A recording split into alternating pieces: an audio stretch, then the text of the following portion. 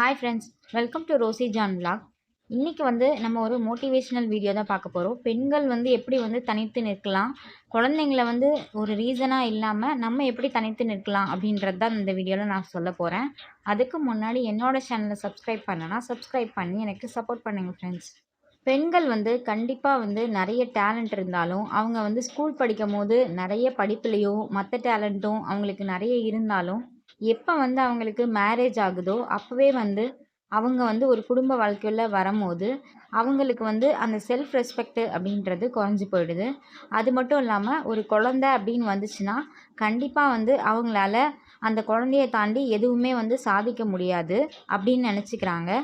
அது ஒரு தவறான விஷயம். குழந்தைங்க அப்படின்னு வந்துட்டாலுமே, அவங்களுக்கு ஒரு வயசு வரைக்கும் கண்டிப்பா நம்ம அவங்கள விட்டு நகர முடியாது. அவங்க கூடயே தான் நம்ம ஸ்டே பண்ற மாரி இருக்கும். அவங்களே தான் பார்த்துக்கிற மாரி இருக்கும். ஆனா, ஒரு வயசு தாண்டுனதுக்கப்புறமா கண்டிப்பா நம்மளால நமக்குன்னு ஒரு டைம் ஸ்பெண்ட் பண்ணி ஏதாவது ஒண்ணு சாதிக்க முடியும். அது நம்மளோட கையில தான் இருக்கு. அதுக்கு ஃபர்ஸ்ட்டு நம்மளால பண்ண முடியும் அப்படின்ற நம்பிக்கை நம்மளோட மனசுல வரணும். நம்ம கண்டிப்பா இத செஞ்சே ஆகணும் அப்படின்ற தைரியமும் நம்மளோட மனசுல வரணும். அப்படி வந்தாலே போதும். நம்மளால கண்டிப்பா ஏதாவது ஒண்ணு சாதிக்க முடியும். குழந்தைங்க வளர்ந்துட்டாங்க. ஒரு வயசு தாண்டிட்டாங்க அப்படின்னா, கண்டிப்பா நமக்கு கொஞ்சம் டைம் ஃப்ரீ ஆகும். அவங்க தூங்குற டைம் அதிகமாகும். நம்ம முன்னாடி இருந்த அளவுக்கு 2 ஹவர்ஸ் ஒன்ஸ் அவங்கள நம்ம பார்த்து ஏதாவது ஊட்டணும் அப்படின்றது இருக்காது. ஓரளவு பசி தாங்க ஆரம்பிப்பாங்க. ஸோ இந்த டைம்ல கண்டிப்பா நம்ம ஒரு 1 ஹவரோ, 2 ஹவரோ நமக்கு ஏதாவது ஒரு டேலண்ட் இருந்துச்சுன்னா, அதில நம்ம உபயோகமா செயல்படுத்தி, நம்ம ஏதாவது ஏர்ன் பண்றதுக்கு நம்ம ட்ரை பண்ணலாம். நமக்கு ஹஸ்பண்ட் தவிர வேற யாரோட சப்போர்ட்டுமே இல்ல அப்படின்னு நெனச்சீங்கன்னா, கண்டிப்பா ஹஸ்பண்ட் ஆஃபீஸ்லேருந்து வந்ததுக்கப்புறமா நீங்க குடுத்துட்டு ஒரு 1 ஹவராவது வெளியில உங்களுக்கு எதுல இன்ட்ரெஸ்ட் இருக்கோ, அதில நீங்க கிளாஸ் போலாம். குழந்தைங்க அதுக்கப்புறம் ஒரு 3 வயசுக்கு மேல ஸ்கூலுக்கு போயிட்டாங்க அப்படின்னா, நீங்க டோட்டலாவே ஃப்ரீ ஆயிடுவீங்க.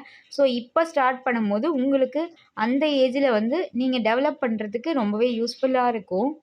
ஆனா, நம்ம குழந்தைங்கள விட்டு எங்கேயுமே முடியாது. அப்படின்ற மைண்ட் செட் நம்ம பண்ணிட்டோம் அப்படின்னா, கண்டிப்பா நம்மளால அவங்கள விட்டு போகவே முடியாது. குழந்தைங்கள நம்ம விட்டு நகர்ந்தோம் அப்படின்னாலே, அவங்க அதுக்கு ஏத்த மாரி சமாளிக்க கத்துப்பாங்க. நம்மளுமே அதுக்கு மேனேஜ் பண்றதுக்கு பழகிடுவோம். ஆனா, நம்ம நகராம குழந்தைய விட்டுட்டு போக முடியாது, நம்ம எதுவும் பண்ண முடியாது அப்படின்னு நெனச்சோம் அப்படின்னா, கண்டிப்பா நம்மளால நகரவே முடியாது.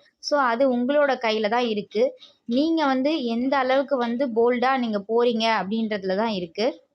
ஸோ நான் என்னோட ஸ்டோரிய சொல்றேன். என்னோட பாப்பாவுமே பொறந்து ஒரு 1 மந்த் ஃபுல்லாவே ஐசியூல இருந்து ரொம்பவே சிக்கா இருந்தான். நிமோனியா அஃபெக்ட் ஆகி ரொம்ப சீரியஸா இருந்து தான் அவன் வெளியில வந்தான். ஸோ 1 இயர் அவர விட்டு என்னால சுத்தமா நகரவே முடியல. நான் ரொம்பவே அவன சேஃபா பார்த்துக்க வேண்டிய கட்டாயத்துல தான் இருந்தேன்.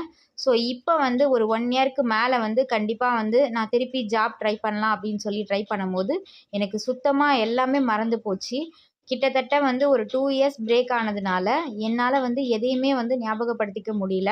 நான் எவ்வளோ சூப்பரா ஒர்க் பண்ணனோ, அந்த விஷயம் கூட எனக்கு நல்லாவே மறந்து போயிடுச்சு.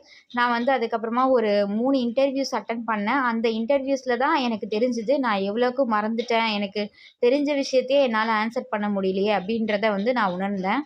ஸோ அதுக்கப்புறமா தான் திருப்பியும் என்னோட கம்பெனியில இருக்கிறவங்க கிட்ட எல்லார்கிட்டயுமே திருப்பி நான் ஒர்க் அவுட் பண்ணுறதுக்காக நிறைய ட்ரைனிங் மெட்டீரியல்ஸ்லாம் வாங்கி, என்னோட ஃப்ரீ டைமில் என்னோட குழந்தை தூங்குனதுக்கப்புறமா நிறைய திருப்பி படிக்க ஆரம்பித்தேன். டைரியில எழுதி பார்க்க ஆரம்பித்தேன். ஸோ இந்த மாதிரிலாம் செஞ்சு திருப்பியும் நான் நிறையவே ஞாபகப்படுத்திக்கிட்டேன். அதுக்கப்புறமா ஒரு இன்டர்வியூவில் நான் செலக்ட் ஆகி, இப்போ ஒரு 1 வீக்கில் நான் ஜாயின் பண்ணுறதா இருக்கேன். என்னோட குழந்தைய நான் இப்போ எங்க அம்மா கிட்ட தான் குடுக்குறதா ஐடியால இருக்கேன். எங்க அம்மா வீடு இங்கேருந்து ஒரு 1 ஹவர் ட்ராவல்ல இருக்கும். ஸோ அவங்க கிட்ட தான் குடுத்துட்டு, நான் அங்க சாட்டர்டே வரைக்கும் ஸ்டே பண்ணிட்டு, சாட்டர்டே மட்டும் எங்க வீட்டுக்கு வர்ற மாரி ஐடியால இருக்கேன். ஸோ இந்த மாரி கொஞ்சம் ரிஸ்க் எடுத்து தான் குழந்தைய அங்க விட போறேன். அந்த இடத்துல போய் குழந்தைக்கு கண்டிப்பா தண்ணீலருந்து எல்லாமே மாறும். ஸோ இருந்தாலும் ஓரளவு ஒரு 1 இயர் தாண்டிட்டதுனால அவன் மேனேஜ் பண்ணிடுவான் அப்படின்ற தைரியத்துல தான் நான் போக முடிவு பண்ணியிருக்கேன். ஸோ இந்த மாரி நீங்க வெளியில போய் ஜாப் தான் பார்க்கணும் அப்படின்றது கூட அவசியம் கிடையாது. வீட்ல இருந்தே கூட நீங்க கண்டிப்பா ஏதாவது ஒரு பிஸ்னஸ் ட்ரை பண்ணலாம். ஸோ அந்த மாரி ட்ரை பண்றதுக்கு நமக்கு குழந்தைய பார்க்கறதுக்கு சப்போர்ட்க்கு ஆள் வேணும்னு அவசியம் கிடையாது. நம்ம வந்து அவங்க தூங்கும்போதே வந்து கொஞ்சம் கொஞ்சமாக வந்து நம்ம அந்த பிஸ்னஸை வந்து டெவலப் பண்ணிக்கலாம். அது எல்லாத்துக்குமே வந்து கண்டிப்பா முதல்ல உங்களோட தைரியமும், உங்களோட நம்பிக்கையும் தான் காரணம். நம்ம வந்து குழந்தைங்கள பார்த்துக்கிறது ஒரு கடமை தான். அதே மாரி குழந்தைங்களுக்கு நம்ம ஃப்யூச்சர்ல வந்து சேர்த்து வைக்க வேண்டியதும் வந்து நம்மளோட கடமை தான். பெண்கள் வந்து கண்டிப்பா ஒரு 30 வயசுலேருந்து 45 வயசுக்குள்ள தான் வந்து கண்டிப்பா வந்து அவங்களால உழைக்க முடியும். அதுக்கு மேல வந்து முடியாது. ஸோ இந்த ஏஜ்ல வந்து கண்டிப்பா வந்து நீங்க ஏதாவது ஸ்டெப் எடுத்து அவங்கள வந்து ஓரளவு வந்து கொஞ்சம் நகர்த்திட்டு, உங்களுக்கான வேலைய வந்து நீங்க வந்து ஃபர்ஸ்ட்டு கண்டிப்பா சூஸ் பண்ணி செய்ய ஆரம்பிங்க. அப்படி பண்ணீங்க அப்படின்னாலே குழந்தைங்க வந்து ஒரு தடையாவே இருக்க மாட்டாங்க. உங்களுக்கு தெரிஞ்ச விஷயமா இருந்தா, நீங்க வந்து கண்டிப்பா வந்து அத ஸ்டார்ட் பண்ணலாம். அப்படி இல்லாம உங்களுக்கு இது எதுவுமே தெரியாது, ஆனா இன்ட்ரெஸ்ட் இருக்கு அப்படின்னா, நீங்க கண்டிப்பா வந்து ஒரு 1 ஹவர் கிளாஸ் அட்டெண்ட் பண்ணி, நீங்க கொஞ்சம் கொஞ்சமா லேர்ன் பண்ணிக்கிட்டு, குழந்தைங்க வந்து ஒரு 2 வயசு, 2 1/2 வயசு ஆனதுக்கப்புறமா, நல்லா ஃப்ரீ ஆனதுக்கப்புறமா, நீங்க நல்லாவே பண்ண ஆரம்பிக்கலாம். ஸோ, அதுக்கான ஸ்டெப்ப வந்து கண்டிப்பா நீங்க முதல்ல தைரியமா எடுத்து வைக்கணும். ஸோ, அதில தான் இருக்கு. உங்க குழந்தைங்களுக்கு வந்து நீங்க வந்து ஏதாவது ஃப்யூச்சர்ல வாங்கி குடுக்கணும் அப்படின்னு நெனச்சீங்க, உங்க கையிலயும் காசு இருக்கணும் அப்படின்னு நினைச்சீங்கன்னா, கண்டிப்பா வந்து நீங்க இந்த ஸ்டெப் எடுத்தீங்கனாலே போதும். குழந்தைங்க வந்து எப்படி நம்ம இல்லாம இருப்பாங்க அப்படின்ற மாரிலாம் நீங்க யோசிக்காதீங்க.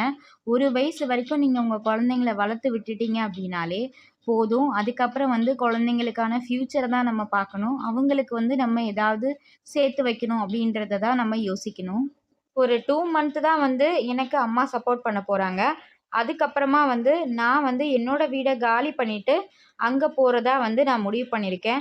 ஸோ இந்த மாரி வந்து நம்ம வந்து ஃபர்ஸ்ட்டு ஸ்டெப் எடுத்து வச்சோம் அப்டின்னாலே, நம்ம யோசிச்சு வந்து அதுக்கு என்ன பண்ணலாம் அப்டின்ற சொல்யூஷனையும் வந்து நம்மளால எடுக்க முடியும். ஆனா, நம்ம வந்து ஃபர்ஸ்ட்டு கால் எடுத்து வைக்காமலே நம்ம குழந்தைக்காக பார்த்துட்டு பயந்து பயந்து உட்காந்துட்டு இருந்தோம் அப்டின்னா, நம்மளால வந்து எதுவுமே சாதிக்க முடியாது. நாளைக்கு வந்து குழந்தைங்க வந்து நம்மள பார்த்து என்ன சேர்த்து வச்சிருக்கீங்க அப்படின்னு சொல்லி கொஸ்டின் பண்ற மாரி ஆயிடும். ஸோ, அதனால நம்ம உழைக்கிற இந்த வயசுலயே வந்து அவங்களுக்கு வந்து நம்ம கண்டிப்பா வந்து ஏதாவது ஒரு சேவிங் பண்ணி சேர்த்து வைக்க வேண்டியது நம்மளோட கடமை.